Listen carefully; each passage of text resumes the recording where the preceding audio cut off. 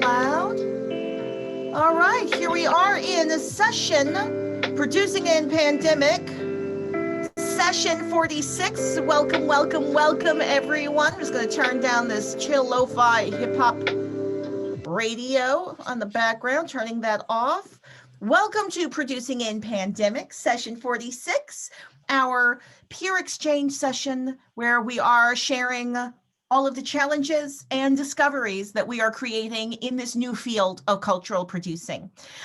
This week, we have a couple of guests, and we also invited folks if they wanted to speak about teaching.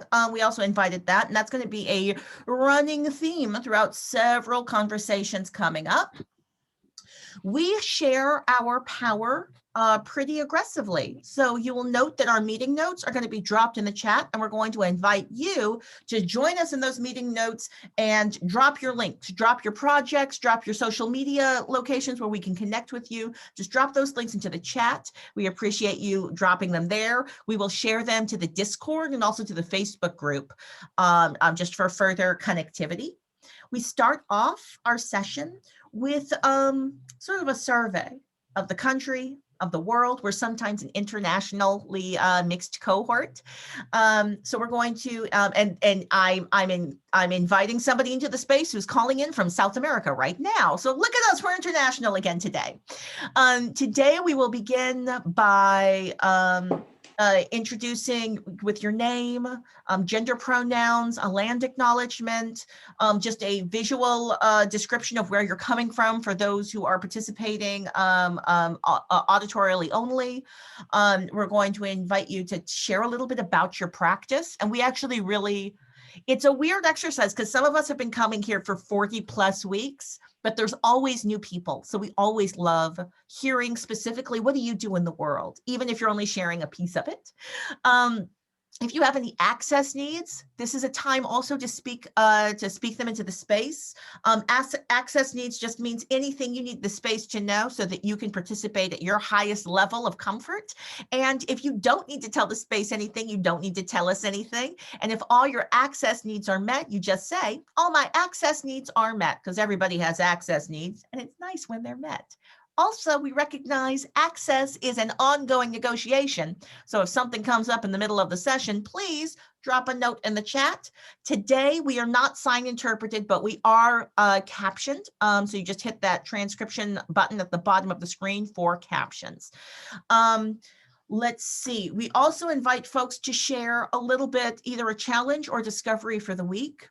This week, we do want to give ourselves time to have conversations towards the end. So I'm going to encourage folks to keep your sharings efficient. But I am seeing that it's always tricky because right now it seems like we could give really fulsome introductions and still have time for a great conversation. But we might get 4 or 5 guests that come in the next 10 minutes that throw that balance off. So I'm going to encourage us to maybe be a little more efficient, even as I really want to hear about every single thing you're working on. I will model to begin because it's a lot. I am Claudia Alec. My gender pronouns are they, their, she, hers. You can use those interchangeably. I'm speaking to you from the land of the Ohlone people. The people are still alive. I'm also speaking to you from from a country that has concentration camps currently, and that's continuing to be a problem. I am an African-American woman with a curly brown afro, sitting in front of a projected screen of a black box theater in Memphis, Tennessee, with a pink scrim in the background and a floating Black Lives Matter sign. My access needs are, I have a muscle disorder, which will cause me sometimes to pull a face because I'm having a pain twinge. I'm never pulling a face. It's something that you've said. But if I go, chances are I have a muscle that's pulling me. Other than that, I've got my coffee and all of my access needs are met. And a challenge or discovery this week. So I am so grateful and so lucky to have all of my devices. I recognize that I'm complaining about a point of privilege. It is a privilege to have an iPad, and 2 laptops to be able to navigate when the performance wants you to be performing a thing, but also tracking what's going on in a script, as well as having a microphone. So the place I'm challenged right now is actually just literally figuring out what are the physical layouts that will most easily allow me to communicate and work with folks. All right, so I don't call on folks. We share our power pretty aggressively. So we're just going to invite folks, stack in the chat, call on yourselves. I look forward to hearing your introductions. Sabrina Hamilton here. I'm going next because I'm going to have to leave early today. Alas, I have another meeting I have to go to. I use the pronouns she, her, hers. I am coming to you from the traditional lands of the Nipmuc and Pecumtuck people in what is now colonially known as Western Massachusetts, where I run the Co-Festival of Performance, and I'm also a lighting designer, director, and I like to call it a recovering academic. Having spent many years in that world. I am a 65-year-old woman with shoulder length, I guess a little bit longer now, white hair, dark green glasses, and olive green sweater in a peacock colored room with a closet door behind me. The thing I have to share today is that USITT, which is the United States Institute of Theater Technology, I've been a long-term member of that, has just put up their schedule for their online conference this year. It is not free to attend, but because it's online, it's a lot more reasonable. It's March 8th through 12th, and there are a number of sessions that would be of interest to the group. I'm putting a link in the chat to the schedule. Ian Garrett, who's been part of this group, he's a long-term member of USITT, and I suspect there are probably others who've dropped in along the way who are also USITT folks. Check. Hello, I'm Rebecca Pingree. My gender pronouns are she, hers. I am speaking to you from the ancestral lands of the Yuchi, Shawanwaki Shawnee, and the Cherokee people, colonially known as Nashville, Tennessee.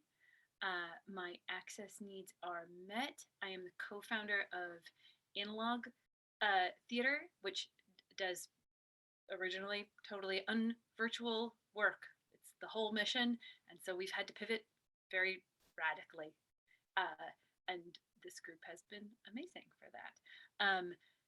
My visual description is that I am a middle-aged white woman with auburn hair that is braided to the side and little glass bubble earrings. I am sitting at my desk in front of, I'm in we call it the ghost child room that I'm renting in an attic in Nashville. So it has 2 little twin beds behind me and an accordion in front of a curtained window.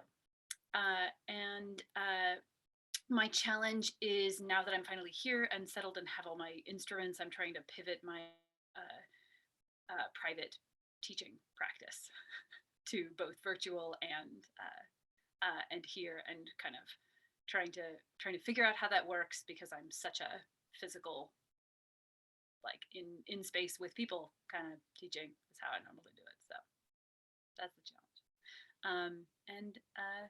Check, that is me. Hello, friends. My name is Heather Ondersma. I use she, her pronouns, and I am zooming in from the land of the Ohlone people. As Claudia mentioned, the people are still alive, the people are still here, and the Ohlone people's territory is also where Zoom is headquartered. That is still many miles south of where I am, but the Ohlone people lived in a wide swath of California, and the area I am in is now known as Berkeley, California. I'm a freelance theater director and an intimacy director / coordinator in training. I'm about a little over a year into my training process, and I hope someday to actually be in a room with people. But in the meantime, I can also do that work virtually, as many of my colleagues have done as well. Let's see, did I say I'm a middle-aged white woman? I'm wearing glasses. I have pandemic hair that is now totally owning the grayness. I don't know what's going to happen once I can actually see somebody to color that again. Lipstick for you all, and a kind of beige background, whitish beige. And my challenge slash discovery, really more of a discovery. I feel like in the beginning of this, I really treasured live virtual events. Those really made my heart sing. And I was not so interested in things that were pre-recorded. But now I feel like I really appreciate when something is available for a period of time, so that if I can't make it, because I think it's partly that now there's so much more available that I want to see things. And if I'm not available to see it the 2 nights it's live or the 3 nights it's live, I really appreciate when there's a streaming option. Check. Hi, everyone. My name is Desiree Brown, pronouns she, her, hers. I'm currently residing and phoning in from the land of the Piscataway people, nationally known as Baltimore, Maryland. My practice, I am a recent graduate of the University of Maryland College Park. I'm currently right now a director, a producer, actor, as well as a teacher. I teach theater in DC as well as a substitute teacher for Baltimore City Public Schools. My access needs are all met. A visual description of myself, a young mixed race woman with slicked back hair, nice little dark turtleneck on, and some glasses. Behind me, we have a white backdrop with a painting and a doorway, including a little kitchen.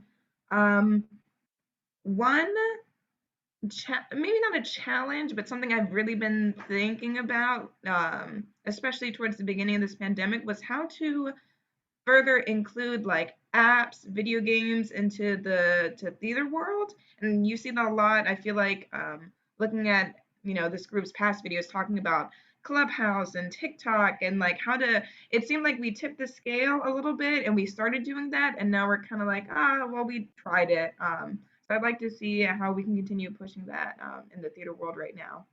Check. Awesome. I am Sharon Ari Williams. Thank you, Desiree. I'm happy to be in this space. My gender pronouns are she and her. I'm on the land of the Muckleshoot tribe in Kent, Washington, about 20 minutes on a good day, 30, 45 minutes to an hour on a bad day to Seattle. And I also stand on the foundation of my Black ancestors. I am a storyteller and a arts administrator. I run the Central District Forum for Arts and Ideas in Seattle. We present and produce Black cultural programs and help develop Black artists. My access needs are met. I am a caramel complected with red hair, Black woman with some locks thrown to the side. I have several piercings in my face that shine from time to time. I am sitting in my home in front of the doorway to the kitchen, and on one shoulder, I have a local painting by Aramis Hammer, and on the other side, I have a painting by Emory Douglas, the former cultural Minister of Culture and Arts with the Black Panthers, honoring Shirley Chisholm. I have on a black sweatshirt with a red shirt underneath. I challenge or discoveries from this week while producing is I think trying to, as an individual artist, trying to figure out how to use all the mechanisms around social and around self-producing and discovery. One of the things that I started doing this week is punishing myself or rewarding myself if I actually, I can watch a movie if I work on my own project. So I'm checked in. Thank you. Now I'm thinking of putting my own little piggy bank together about like you can watch a movie, work on your own project. I'm Patricia Miller. I am a she or a they. I am on the Ramaytush land of the unceded territory of the Ohlone, which is across the bay from some of my colleagues like Heather. As a very diverse, as Heather put out, it's a very diverse language group of many smaller entities and tribes. Let's see, affiliation, describe access. I think I'm okay.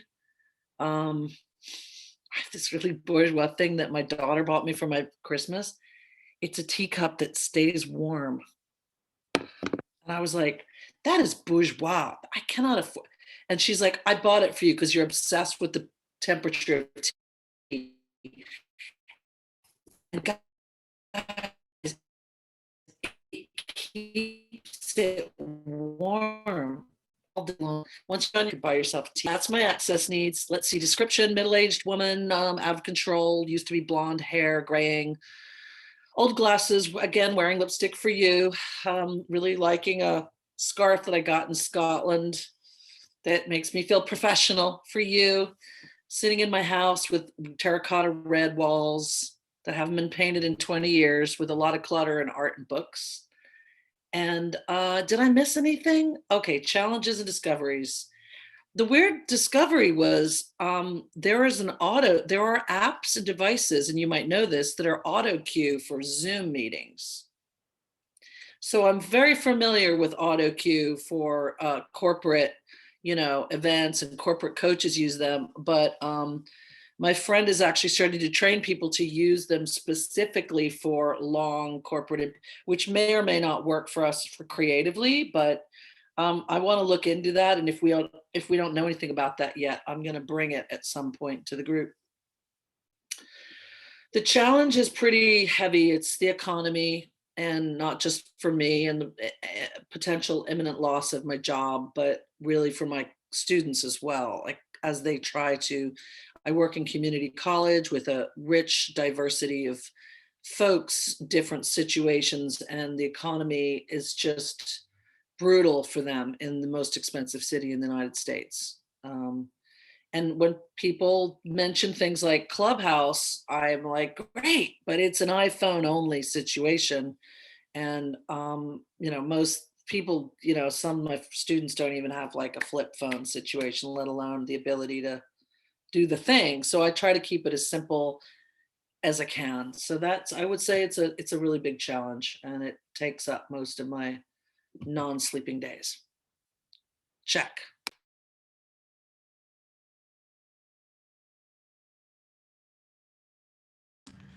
Hi everyone, Imanaja, Nyukaka, Shuti, Yurasapi, Mikani.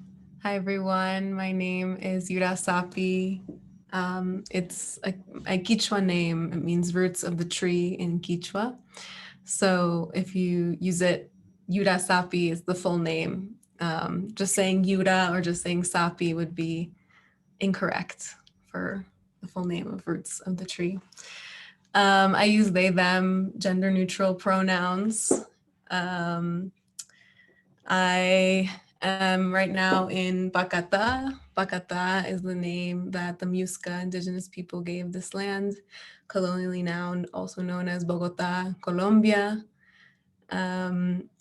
And I'm the founder of Ballistical, this background that you see behind me. It's a gradient orange to pink salmon background with the Ballistical, the word, the name of the group in white, and our logo of a spiral.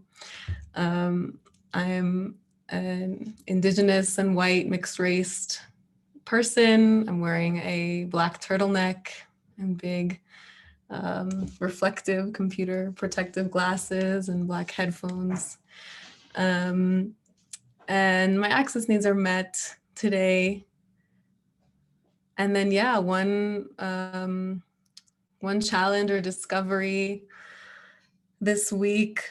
I think, there's constantly white supremacy culture and white supremacy practices that show up in every aspect of all the work that I do, it seems, and wanting to kind of take it, one step at a time as I can, and also the learning and reminder of gratitude and acknowledging of elders and all who came before us in this journey. So many that have, fought for so much of what we have today. So yeah, trying to stick with that resource to fuel myself and self-care and self-love in this work. Yupai Chani, thank you.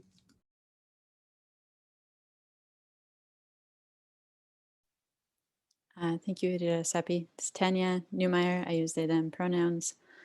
Zooming in from the traditional territory of the Huron-Wendat, Haudenosaunee, Petun, Mississauga of the New Credit, and Anishinaabe people, colonially known as Toronto, Canada.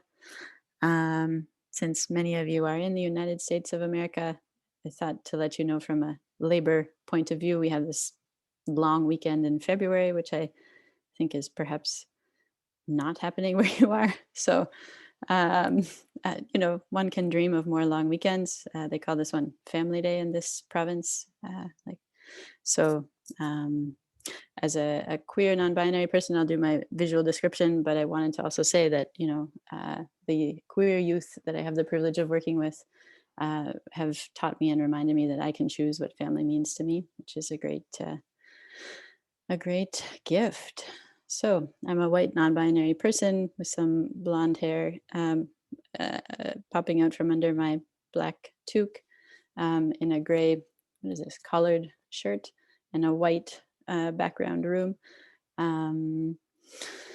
For my access needs, I will have my camera on and off. My internet is unstable time and again. And challenge and opportunity. I wanted to share something about the Toronto Poetry Slam because it's out of gratitude for that poetry collective that I first heard about this space. And so as we mark the 1 year of producing slams online, it's a whole season. We are doing something different than last year, of course, because the world has changed in so many ways. So we're holding like a champions slam. If you want to join us, Saturday, February 27th, I believe 8 to 11 Eastern Standard Time. And the details are sort of still coming up on our social media. But any of you here are welcome to contact me if you need details sooner or later. I'm looking forward to seeing how that kind of adjusts from instead of being 600 people in a room to being an online event of champions. We'll have a $500 cash prize for the winner of that poetry slam. So that's not the meager $80 of our bi-monthly or monthly slams. Continual challenge of adaptation. I think I'm also very curious for myself how I will mark 1 year of being in this time and space. So that's sort of on my mind and heart. I wonder if I forgot anything. I hope I didn't. Check.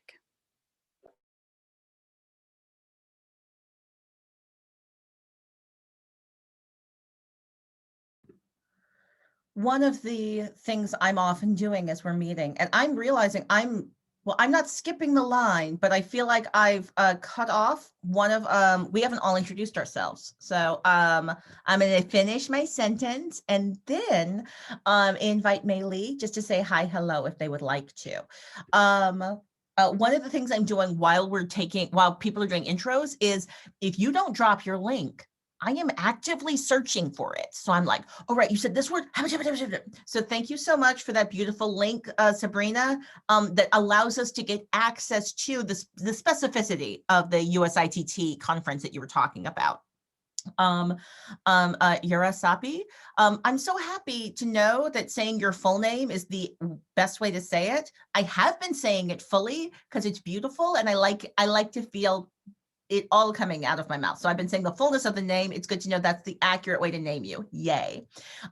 Your series is on HowlRound, and we should just keep dropping a link to that because it's such an amazing series. I just want to recommend to everyone to get, what's it called again?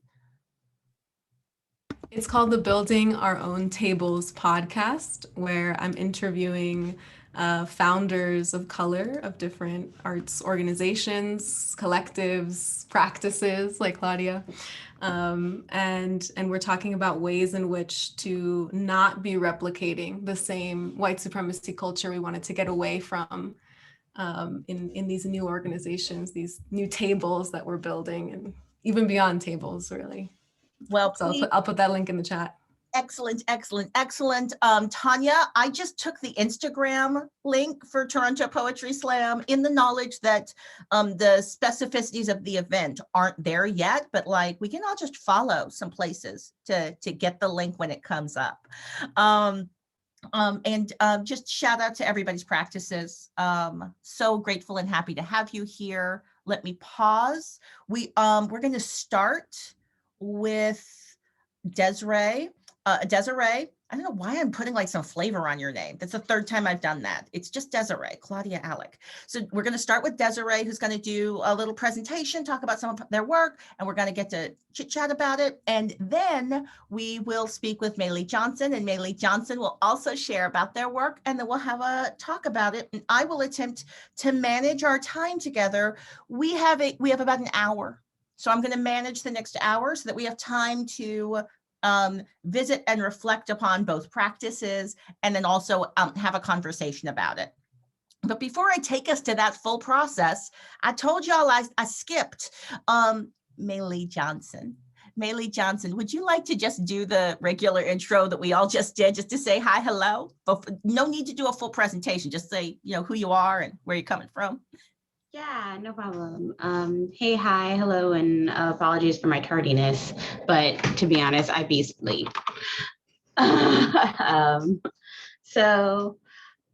name is LaShawn Maelee Johnson. I go by Maelee, just in case my government name ever comes up, like on Facebook there,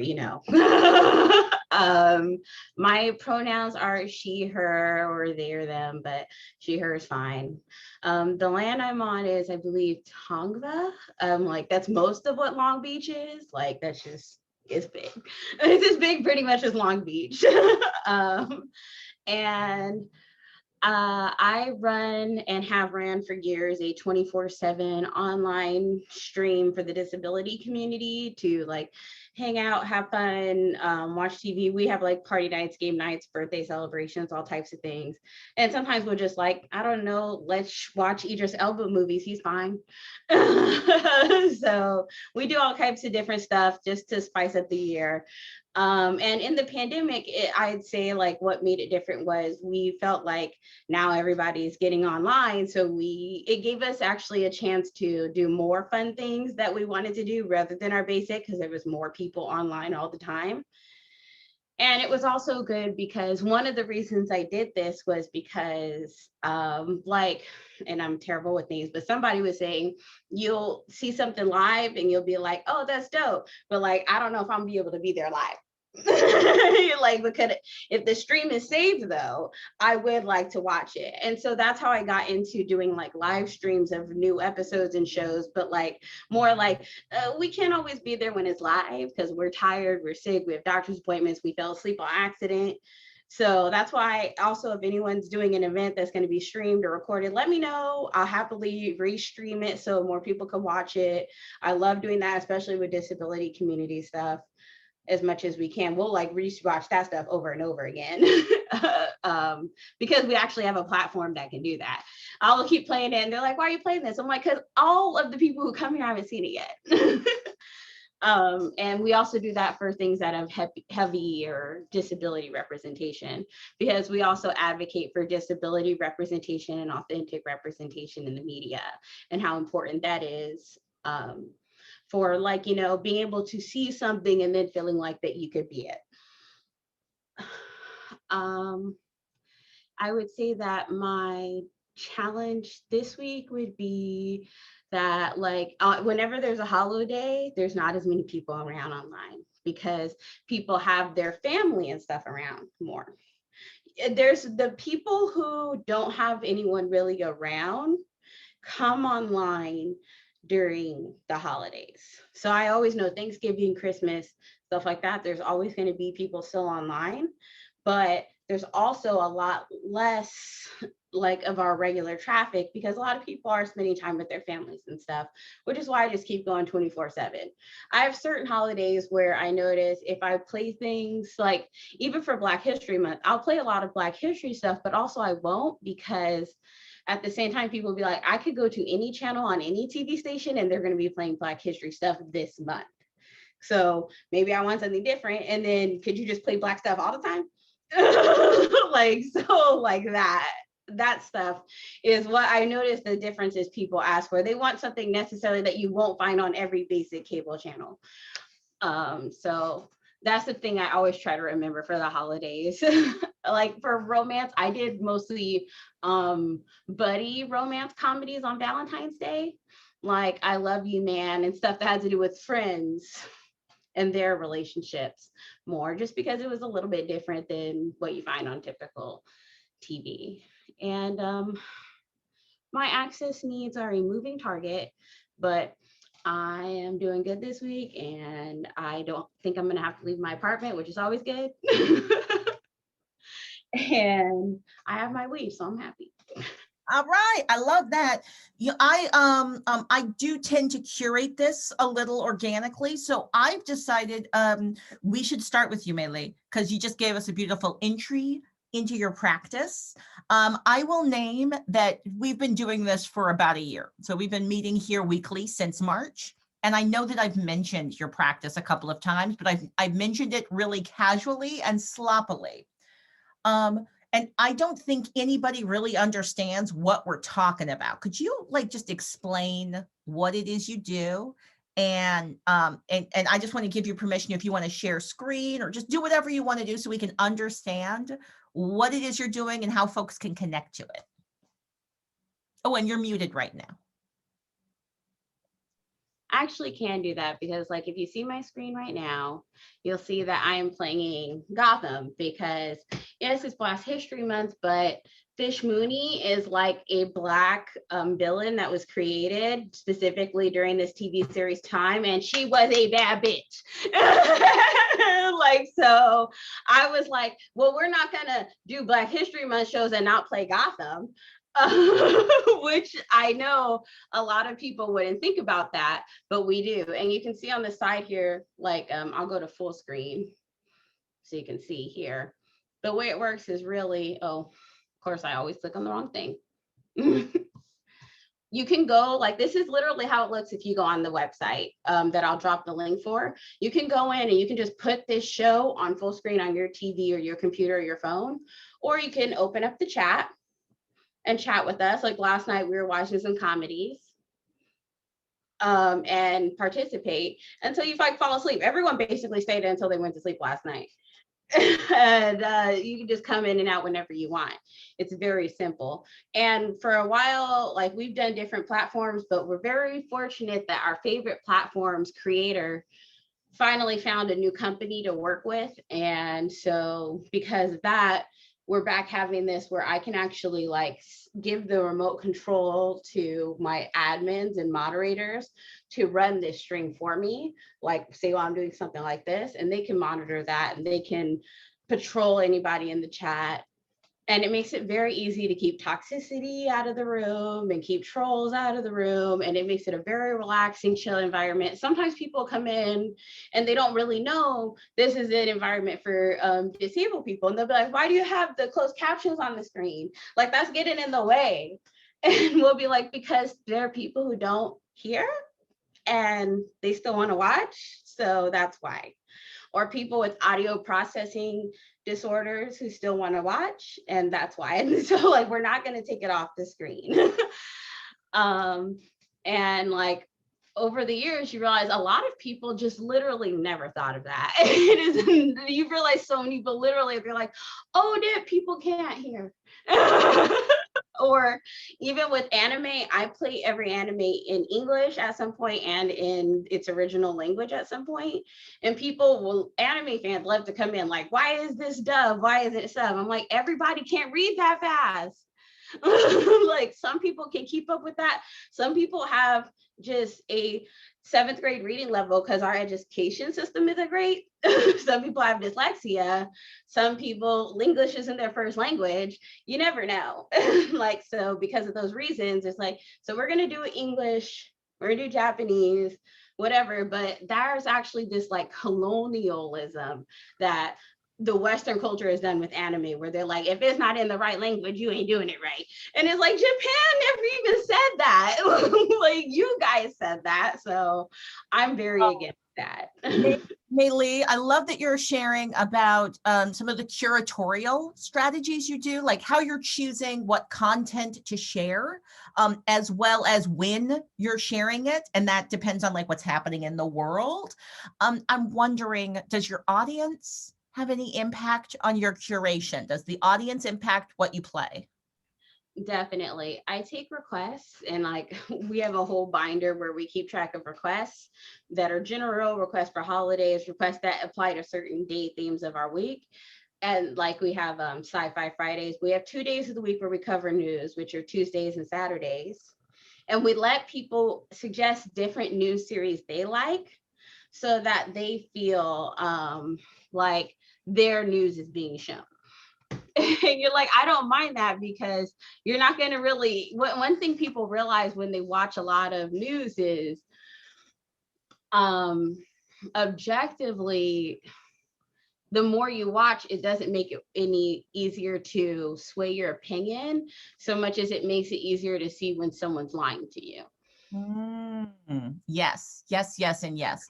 I see a question in the chat, and this is about platform. So when I first found your practice, I think I found it via Twitter when I was just aggressively trying to find all the disabled Twitter cool people.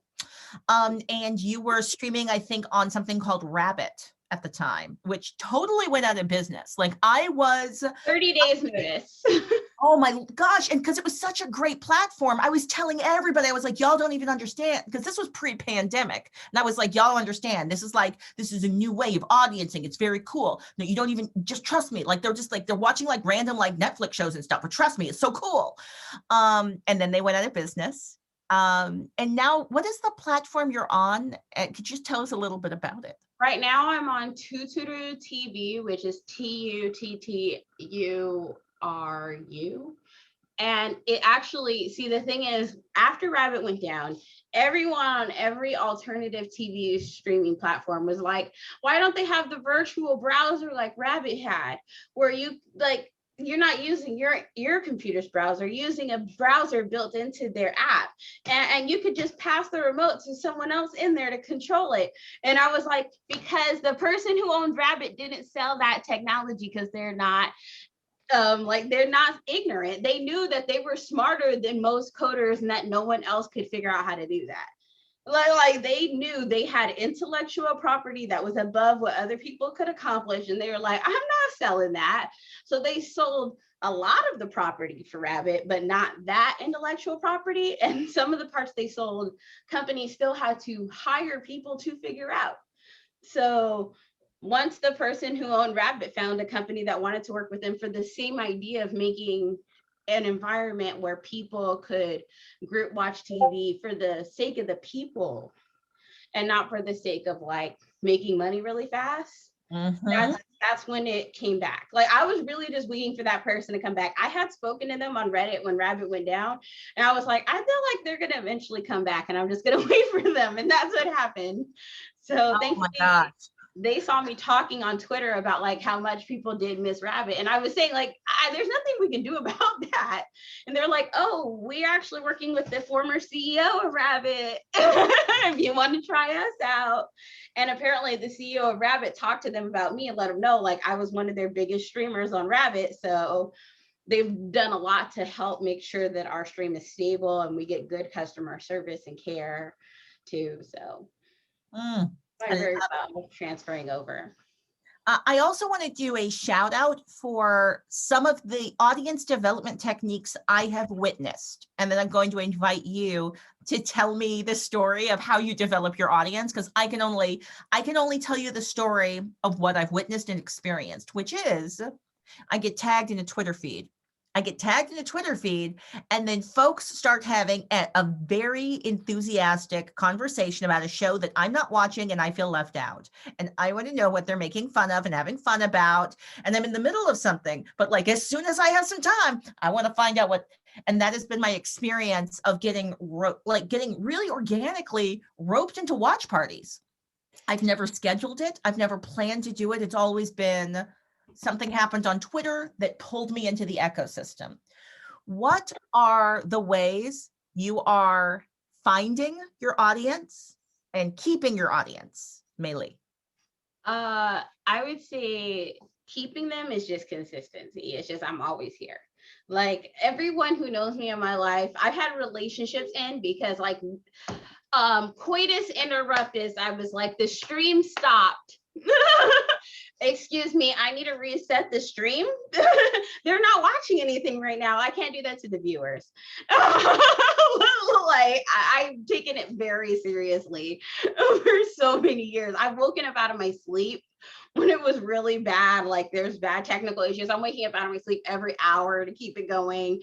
But I'm always like, we'll get it back to regular system again. It's just like those technical difficulties. So like consistency is really made with keeping it, because I've had like in between switching platforms, people like, I didn't find you for 6 months, but I found you. It's like, because if you do consistent streaming, people will be like, they missed that channel being around.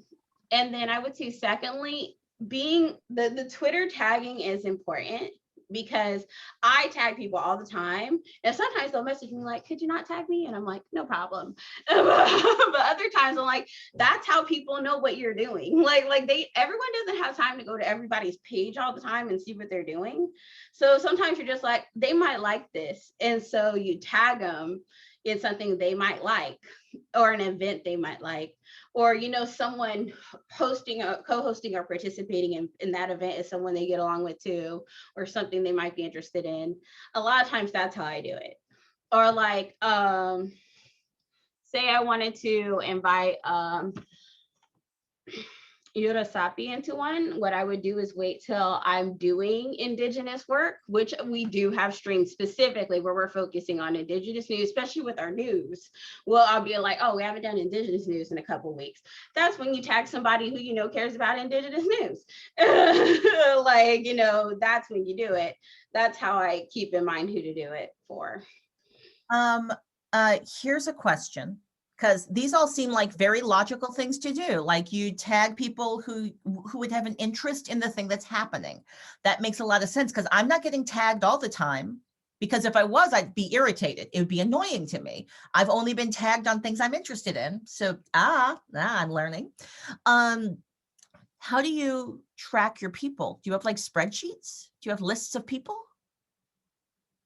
Oh, you're muted again. I'm always afraid my dog is gonna bark, because if anyone walks by here, he will bark. Oh, I forgot to describe my scenery, but for later I'll do that. Like, I'm light skinned and I'm wearing a dress and my bed's a mess. There's a Klingon bat lift behind me on the wall. It's also the best gift from my ex-marriage.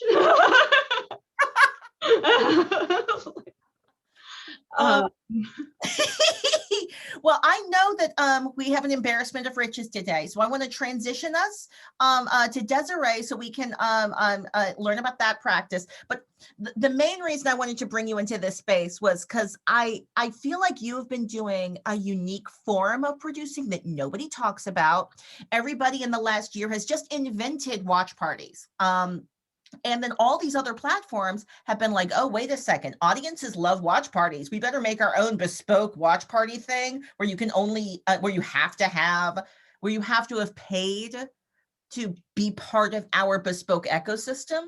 Ironically, they started that like literally 3 or 4 months, like 3 to 6 months before the pandemic is right when the bespoke watch parties came into play. And you know why it happened? It was because you can't stream TV on like Twitch, YouTube, Instagram, any of those. It's illegal. And it's actually a fault. Like really, more people need to get together and tell like TV and sports and music, you're being ridiculous. The reason why gaming is smashing on everyone is because you can show yourself and your friends having fun gaming online, and y'all won't even let us dance to a song on Instagram. Like that is why gaming is smashing on like every other form of media and streaming.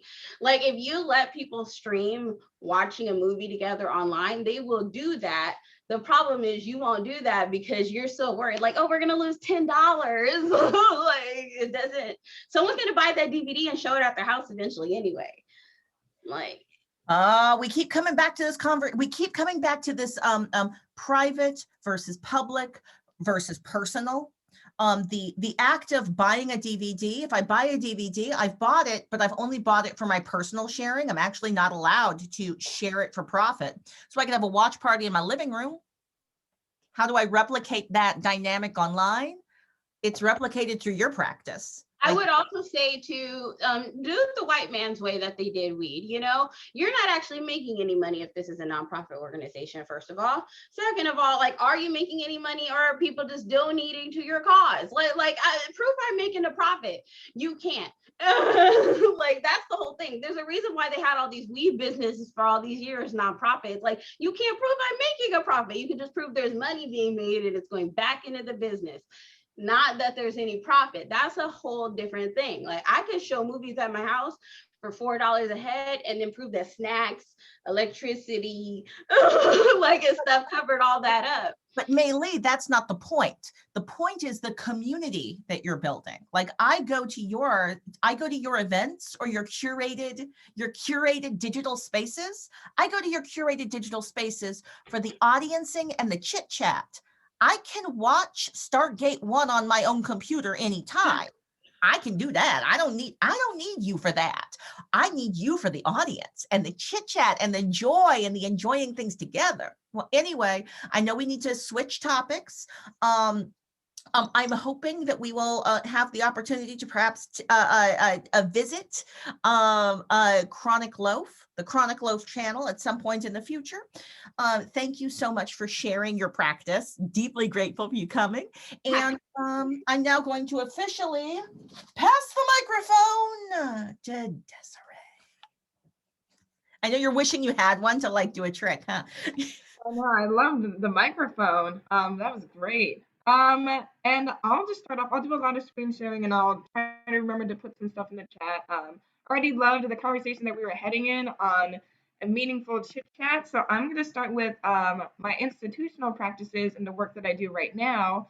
I'm currently an apprentice at Baltimore Center Stage, and most of my work revolves around artistic producing. And one thing before we started working on some of our main season shows that I was actively working on were these Baltimore Butterfly Sessions, which were a civic dialogue series involving local Baltimore artists. It usually, right now, traditionally includes a musician, a keynote speaker on the topic, and then some poets, some poetry. Right now, we're thinking of expanding it to dancers, to drummers, to different artisans to be a part of this process. It's an hour that's freely streamed on YouTube and Facebook, and anyone's welcome to join. But the whole point of the series is to talk about certain topics through different artists, get to learn their perspectives.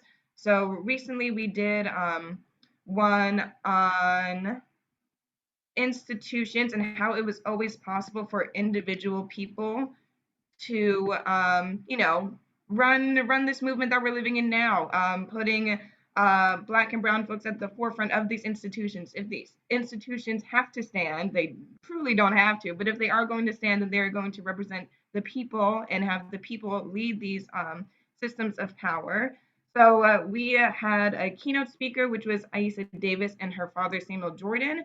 Aisa Davis is the niece of Angela Davis, and Samuel Jordan is one of the leaders of the Transit Equity Coalition in Baltimore.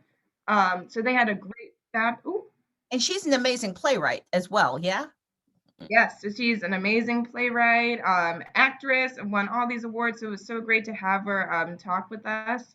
And so the magical thing about these is, of course, the chit chat.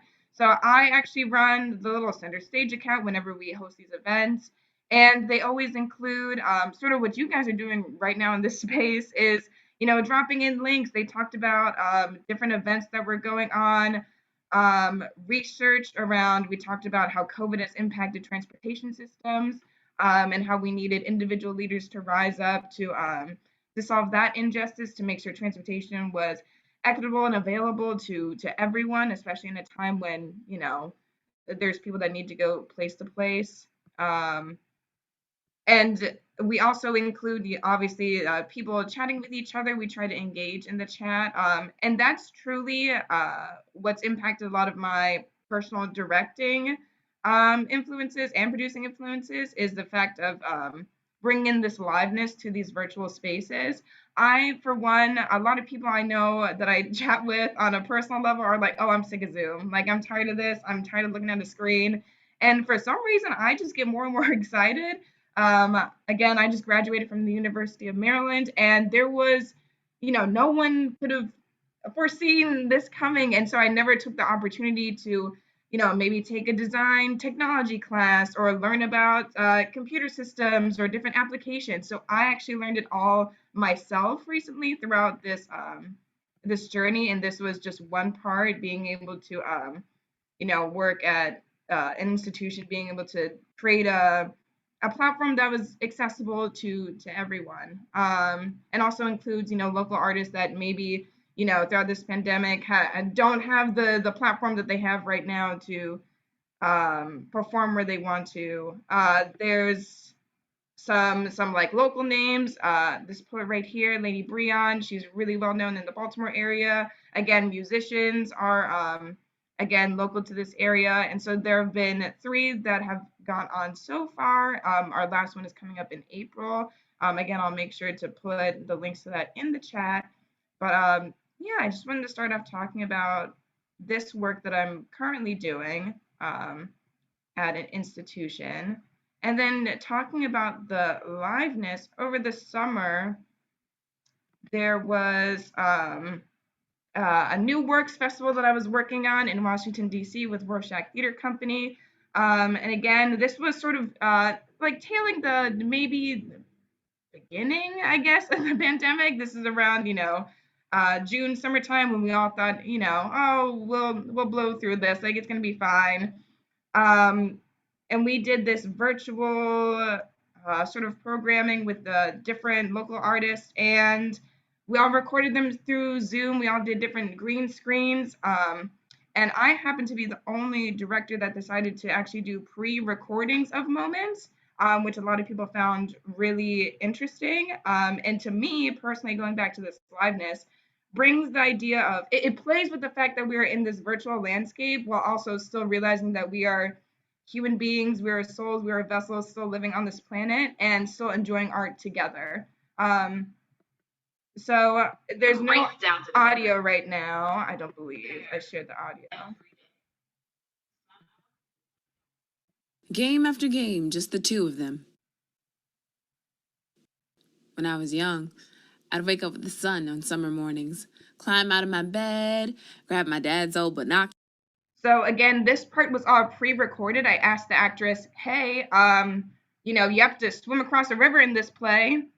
Can you do it? And she was like, sure. So she went ahead, she found a spot near her hometown, and she jumped in the water.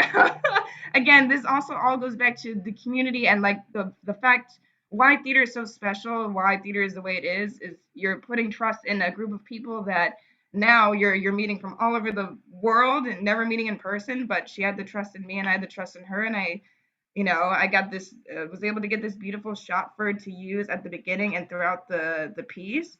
But then you see that there she is swimming. But then you see we go back to this Zoom platform. I asked the 2 male actors to step outside.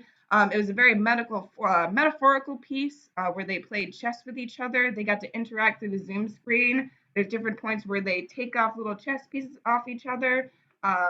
Again, this trust in these. Oh, see, now we're back to swimming. These, this trust that you're instilling with these actors that you've never met before, again, brings aliveness that the audience reacted to and saw during the stream of this, which is unfortunately down on YouTube. But during the stream, there was also the live chat option. A lot of people were like, "Well, wait a second. It seems like they're in the same space," and that's the beauty of Zoom. Again, we recognize that we're still away in maybe different spaces. I believe the actor that is on maybe the left hand on your screen if you're facing was in Texas. The one on the right was in Maryland, as well as the young woman you see swimming. So again, the fact that people from all over the country are able to come together to make art together is quite beautiful to me. And again, towards the end, they're in some of these different locations, but I've also continued to play around with my directorial and producing practices. Again, using Zoom to your advantage, looking up to the sides to talk to someone, handing things off to the other side. I even use this, again, I mentioned that I'm a substitute teacher, and right now I'm primarily teaching English at a Baltimore City public school. And they love doing theater games. They love doing things where they get to pass something on to their partner, or passing a clap, or passing a sound. There's just so much usefulness that we can use on this platform that I think, again, it's almost stumped to growth when people are like, okay, now I'm tired of using this platform. Oh no, it's truly just begun. Yeah, I think that's all I had to share.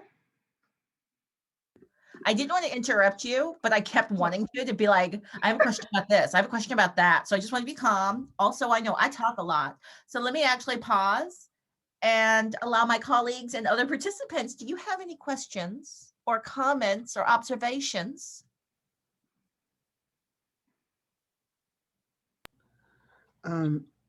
Desiree, question about the Zoom. Did you take the recording from Zoom, or did you set up a camera to record it off of Zoom? Yeah, I took the recording off of Zoom.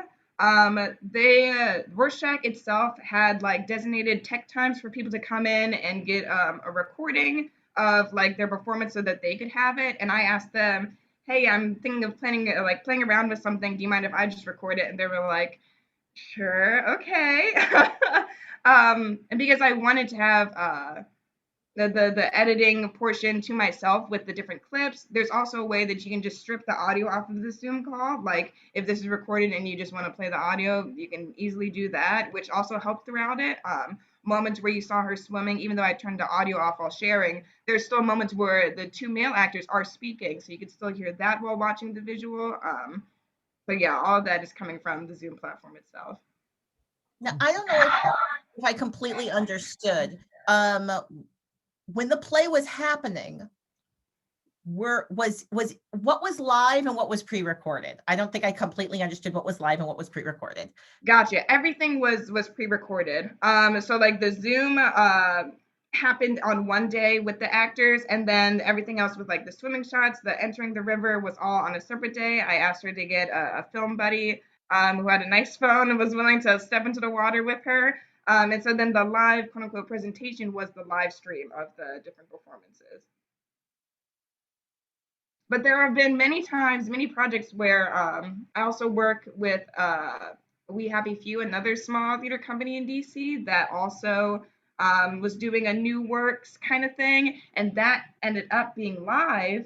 And I remember the one comment from some of the reviews that I got, that everyone was like, "Whoa, there's like no glitches," or like all the actors like really efficiently were able to use different backgrounds and things and voiceovers and all this stuff. And they were like, you watch a Zoom meeting and you see accidents happen all the time. So people are like, oh, okay, it's Zoom, I'm going to give up. But just with the tiniest little bit of practice, like a lot of actual live stream performance of the actors performing live on Zoom can happen pretty efficiently. Practice.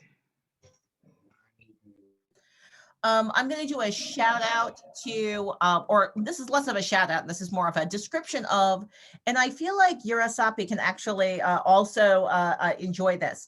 So Zoom, you can do multi-track recording with separate audio tracks. I learned a lesson though, that if you have anyone pause in the middle of recording, it will make them not synchronous anymore. So that's a lesson learned. But it is very useful to be able to strip your audio from your images and edit in that way. We produced an entire podcast using Zoom as our platform. That said, the Calling Up Justice practice has been playing around with a lot of things. We played with Zencaster. We learned Zencaster was great for one-on-one or 1 to 2 people collaborations, but the second we put more on there, it kind of broke its functionality. And we've been using CleanFeed, and so far CleanFeed we've used it. This is we just used it again with Trek Table to great success. So that's been highly successful. So I just want to do a shout out to, there are a lot of different platforms and combinations of platforms. And to pull Maelee back into the conversation, Maelee even told us a story of being on a platform, the platform disappearing because of capitalism and all of that, but making friends or connecting with the developer and following that artist to the new platform for the continued functionality and collaboration. So just shout out to all these things. Yeah. I would also say, like, Rabbit taught me so much about how much developers go through. Like, when I got on Rabbit, they didn't have any 24-hour streams. And so they adjusted their capabilities to be able to like manage 24 hours for me. And the same thing happened when I got on Tutu. And it's like, I learned from Rabbit to be patient and like to be graceful with developers, because they literally get death threats from people because their streams go down. And they're like, you don't know how many death threats a day we got because on a free platform, people's stuff went down. And you're like, they weren't even paying any money. Rabbit was free. Rabbit was completely free. And these people were threatening people's lives. I was like, wow, like it taught me so much about being graceful to developers. Like, they're going through a lot. Someone else probably already cussed them out today. You don't need to. Like, it really taught me, like, these people are doing all this work and you don't know how much money they're getting. If they do a fundraising campaign, donate. Like, you don't want it to go down because people are ungrateful. But I did have questions, Desiree, because I was wondering, like, do you guys remember when WALL-E came out? And a lot of people were saying that, like, the way WALL-E was set up was ableist, like high key, because it made it look like an environment where you learn from watching TV, or if you're someone who's sitting in a chair, you're just a fat slob who has given up on life. And like, that was the moral of the movie. The moral of the movie was like, chairs are evil. Also flat screens. And like, I mean, that was a bit of a stretch. It's like, we should get up, but also sometimes you need to sit down. And that ableism is so relevant and so visible when it comes to things like Zoom and people being like, well, I've had enough of it. Like, you've had enough of sitting in a chair, like, or like, I don't know, like whenever people say like people not breathing on your neck now is hard, like people not putting their feet on the back of your chair in the movie theater, that's the challenge that you had to give up right now. It's so much. And that, I'm like, what are you giving up? Because you watched art made on Zoom versus watching a book made into a TV show or a book made into a movie. Like, you're being dramatic. It's just a different media platform for art, and you're being dramatic. And I know I was really addicted to books as a kid.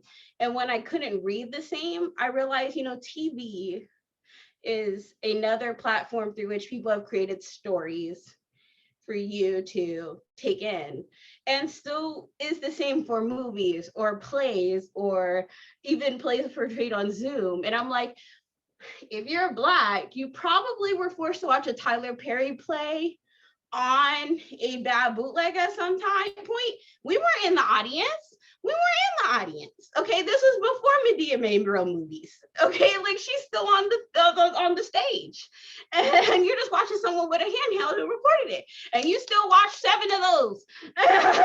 Like, but Zoom is too much. My business. Stop telling my business. Stop telling all of our stories.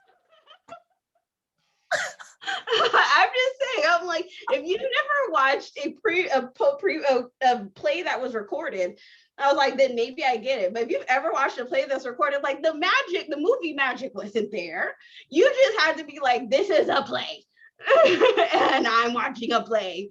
And you just had to take it. You ever watch one of those plays where you can hear them moving the set? You're like,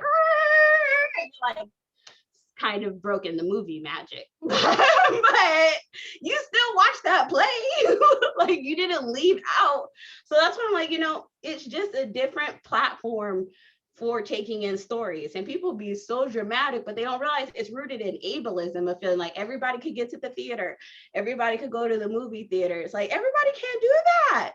There's lots of people who's never seen any of those things out on the stage or the big screen, and they're fine. Maelee, let me ask Desiree this question, because I'm bouncing off of what you're saying. I'm wondering, with the butterfly sessions, have you been able to track? Have you been able to be more connected? Is Baltimore Center Stage gotten more connected with its audience through doing these butterfly sessions?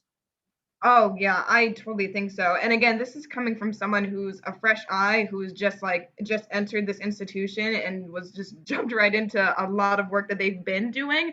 But I could already see with one of the sessions, called The Future is Bright, where we specifically focused on young people in high school. And it was a group called Do More Baltimore that had a lot of young poets. And about a handful of those poets were then picked up from other companies, and they said, oh, we would love to work with them. And I doubt that would have ever happened if these big other poetry companies from across the country, across the world, if they couldn't come to Baltimore to see these young people perform, how would they have? And we, again, the idea of recording something, almost what Maelee was saying, like everyone was like, oh, that ruins the liveness of theater. But again, none of these other Baltimore Butterfly sessions are recorded. So how can you even, or posted, they might be recorded but not posted publicly. So how can you go back to see these other artists? And then, so moving forward, recording all of these, we're also trying to build different systems that include recordings of the main season series and stuff like that. So again, the idea of archiving these beautiful works to go back to was, is something that should have been implemented a long time ago, because again, just missing capitalism, because from jump, artists have had trouble making as much money because the production companies and theaters own tours. They couldn't control reproducing their own music, and they couldn't control reproducing their own media and performances. Like you have to pay all of these people to produce all your stuff, and then YouTube showed up and bam, Justin Bieber's making bank like it's nothing. Like that's the problem. Like once you take all those middlemen out of it, they have to come to you and negotiate with you for what you got. And I'm like, I feel like maybe a lot of it is capitalist influence telling us we should be uncomfortable with giving people more access to succeed. Yes. Yeah. Mm-hmm. All right, Desiree, I want you to jump off of this, because I'm also curious about, you've told us the story of where you are in your career, which I think is an exciting place given the gigantic changes that are happening in the field. How is this feeling creatively to you? Are you feeling like there are more creative possibilities? How is it impacting your vision for the kind of artwork you want to manifest in the coming years? Yeah. So I would attribute both the influence of this technology that we are privileged to have right now, on top of the movement that started over the summer of all of a sudden people started caring about Black lives, and being a Black queer woman, that's what all my art basically throughout undergrad was focused on. I created my own company while at the University of Maryland, focused solely on that. And so bring that into these already realized bigger institutions, or even these small theaters. It was so much more palpable to be able to hire the people that deserved to be hired years ago. And while in my eyes, it seems like now all of a sudden it's not not a fad to really care about Black and brown folks anymore. I still have that power because, I don't need to travel on a plane or on a train or, go a whole bunch of miles to meet the actors or people that I want to, musicians I want to work with, because, I can just call them up on this Zoom screen right here and be able to say like, hey, how can I support you? I'm also a protest organizer and a civil rights leader in Southern Maryland, and a lot of the work that I do now it correlates with that same civil rights work. Right now, we're doing a whole series focusing on the police system in Southern Maryland, and in order for equity to be across the country, in order to see this reform and this abolition, it needs to start in these small counties, which is where I'm from. And so that all includes voice actors that were voicing these stories to keep the people who were sharing stories safe, and recordings from different events. Over the summer, we got tear gas at our first protest rally that we had in my hometown, which is a hometown of less than a couple thousand people, and yet the police showed up in military grade police gear and tear gassed all of us.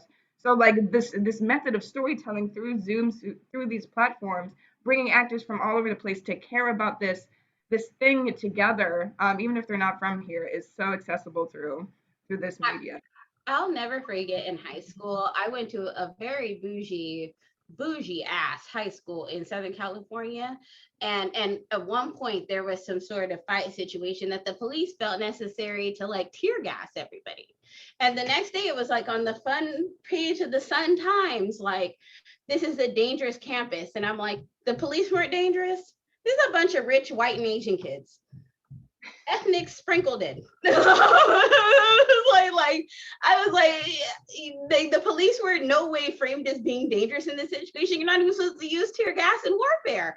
I felt like that was a bit of a stretch, making it that the little kids was somehow a huge threat all of a sudden at this. I'm like, there's not even a hood in this city.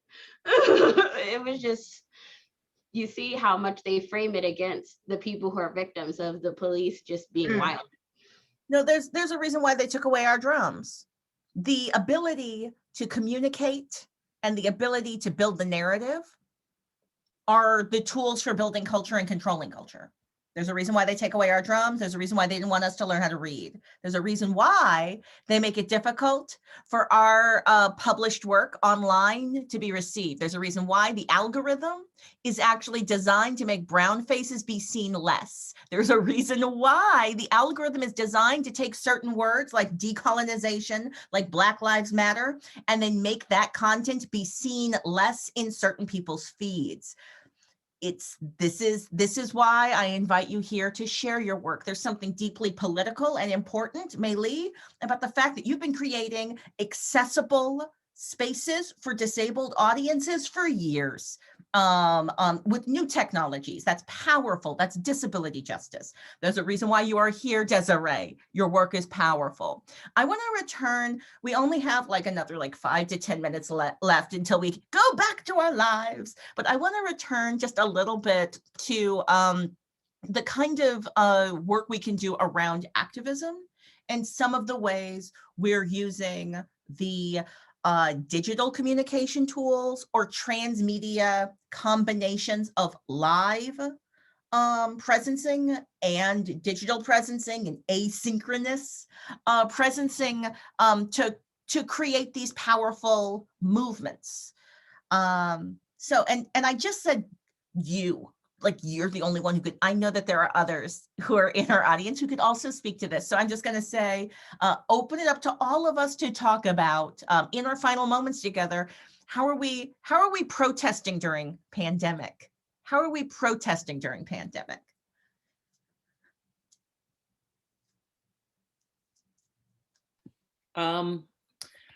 I just want to say this is such a huge subject, because we got the way that certainly the anti-fascist organizers are being able to meet with each other and organize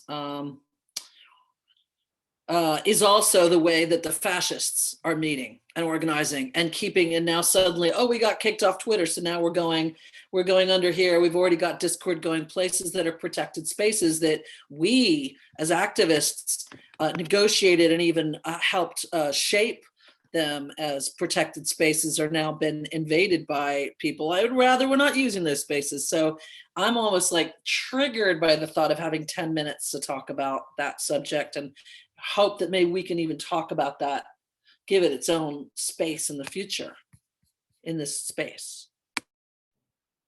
I don't know if you guys know this, but I recently watched a documentary on QAnon where I found out that like the creator of 8chan was a disabled guy. And I was just sitting here like, oh my God, of course it's a disabled white guy in a wheelchair. Like, of course something created for someone who thinks they need a safe space to like, you know, talk shit without being checked would be a disabled person, but a white guy who's not thinking like this could come back and bite me in the ass. Like I never thought of it until I saw it, and then it makes so much sense how they're organizing in the same ways, because it's almost the same type of people at the top.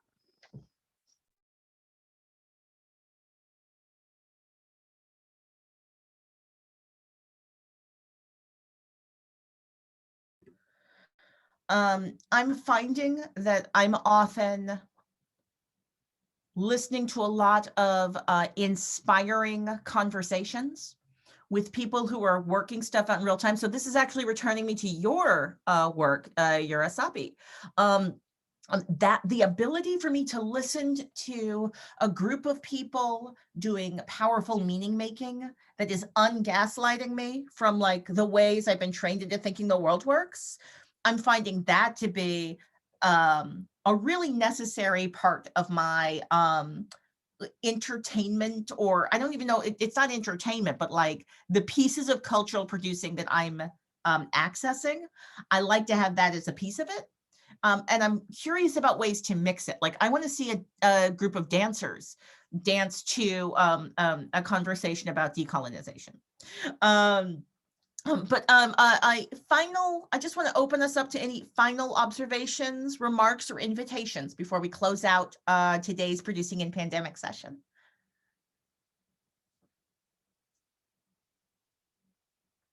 I just want to voice, because I know some people are going to be listening to this and not always reading the chat, but like my huge, huge thanks. And I am so grateful for everyone who's like, this is an amazing space. And thank you both to our guests today for voicing these, like how we're living today. And as artists, our I think responsibility to act in this world, because it's the art that survives, right? It's the culture that survives. And thank you for all the work you're doing and inspiring continued work and continued participation from everyone. Well, big, gigantic thank yous to our two guests. Maelee Johnson, thank you for coming. It's been awesome. I look forward to hanging out in an audience with you, watching some TV show in the future. Yes. And Desiree, your work is beautiful. Your work is interesting. And I'm excited to see more of it. And just thank you for coming and sharing a piece of your practice with us. All right, my colleagues, I'm going to hit stop on the official recording. Hit stop on the recording, unless there's any final remarks. Can I offer a question for the space? Because it's taken me a little longer to come to words, but I feel like there's been like a through line with some of our conversations. In terms of like cultural production and the tools that are available. And so the biggest question that I'm thinking about is like, I know that the disability justice movement has like created a lot of precedent that has benefited able-bodied people during the pandemic, you know, like ways of being online and using Zoom and care pods, and you know, there's lots to go into there. But your question about how to protest, Claudia, is like is making me think about like design for the future. And what are the ways that we can hold like our community's standards of like a higher level of care and inclusion, and try to, you know, it's not like stay one step ahead, but like bring the right questions into the room at the right time, so that as I'm particularly thinking about like as like COVID events are happening, maybe in person for some people, and then there's an access need where others are actually not able to join because of vaccines, because of other access needs. Like especially, and I'm particularly inspired by the Claudia Adelic dual presencing, right? Like I can be, in many spaces. Like, but what is that magic of sort of being able to zoom around and live in a world like at the strangest, most perplexing time is in some ways for some of us, I have arthritis, like more accessible or differently accessible. So how can we help to design